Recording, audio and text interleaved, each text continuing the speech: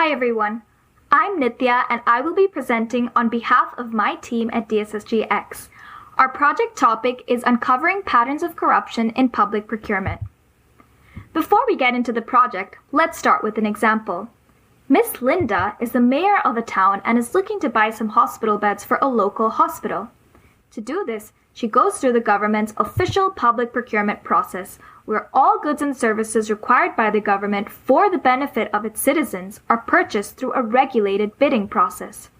Eventually, the contract is awarded to a small supplier overseas, say, Company X.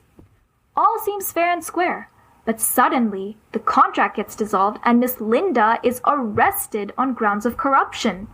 What happened? Well, the anti-corruption agency discovered that Miss Linda's husband is actually the owner of the supplier that won the contract. Now this is a conflict of interest. But how did they find out? They used crucial data on Miss Linda, that is, her income and asset declarations, where she reported her and her husband's business interests since the time she entered office. This information was not exposed by the procurement process directly, so Miss Linda wasn't worried. Little did she know that it could be captured through another source. Analyzing asset disclosures from public officials can help detect and prevent improper practices in public administration on a global scale. This aids in better regulation in procurement, leading to less corrupt practices. But how exactly do we identify avenues for better regulation in procurement, and in a scalable manner? Well, we know that corruption activities have low visibility and are hard to identify. But with the increasing availability of open data, there's a strong need to equip researchers and governments with data science techniques to uncover potential risks of corruption. These techniques will help put in place better regulations that reduce the pathways of corruption. In this project, we use data science techniques to investigate the following questions. First, how can we use the asset declarations of public officials to identify corruption risk in public procurement? Specifically, what kinds of information in the asset declarations are helpful in identifying risks of corruption, and particularly the connections between public officials and companies? And also, can we use data that helps us identify connections between public officials and their acquaintances, including family members, to better detect corruption risks? We partnered with the global organization, the World Bank, to answer these questions. The World Bank's Governance and Anti-Corruption Group provides immense leadership and support for increasing transparency standards and building accountable institutions across the world. Coming to the data. We use the Open Tender database to obtain public procurement data for a range of countries. Our partners and other researchers developed some corruption indicators working only with the procurement data.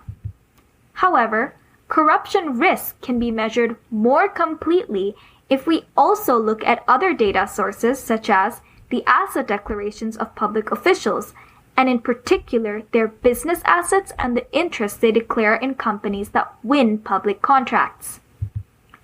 Asset declarations are not publicly available in every country, and working with this data is a new challenge. So in this project, we developed novel tools that combine both data sources and used machine learning to find new patterns of corruption. On the recommendation of the World Bank, we focused our project on a small sample of countries that had comprehensive procurement data and public income and asset declarations data. However, corruption is a global concern, so our solution is designed to be replicable and extendable to other countries that have asset declarations and public procurement data. The goal of our project was to identify suspicious connections between high-risk tenders, companies, and public officials. So what patterns did we find? Well, there are cases where public officials have an interest in the companies that win public procurement contracts. It's important to note that in some cases, assets and interests may not be declared, so using this data will not always detect a public official's connections to business interests. High-risk tenders can also be linked to public officials with a position of responsibility for contracts and the type and value of their declared assets and interests in these companies. We also looked at links between suspicious tenders and other kinds of relationships such as geographic location, the shared business interests of public officials in the same agency, or the party affiliation of public officials. These data links can be helpful in establishing possible relationships between the winning company and the agency awarding the tender. Our findings and tools provide the basis of several long-term impacts, which include evidence for better policy making in any country where corruption risk is a concern, useful inputs for furthering corruption research, and importantly, our approach is scalable to other countries where the data is accessible.